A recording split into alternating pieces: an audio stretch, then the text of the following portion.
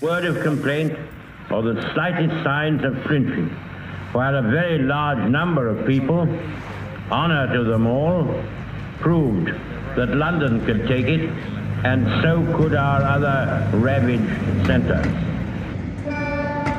Clear.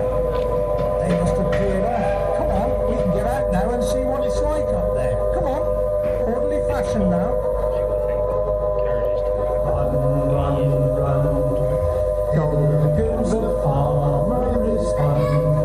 In 1938, when war began to look likely, a massive campaign to equip the entire population with gas masks began.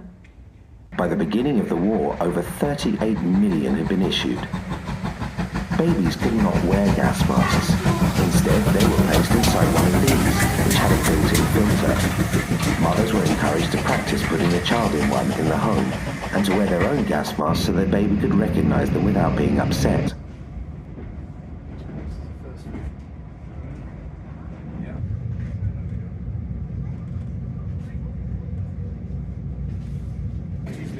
Yeah.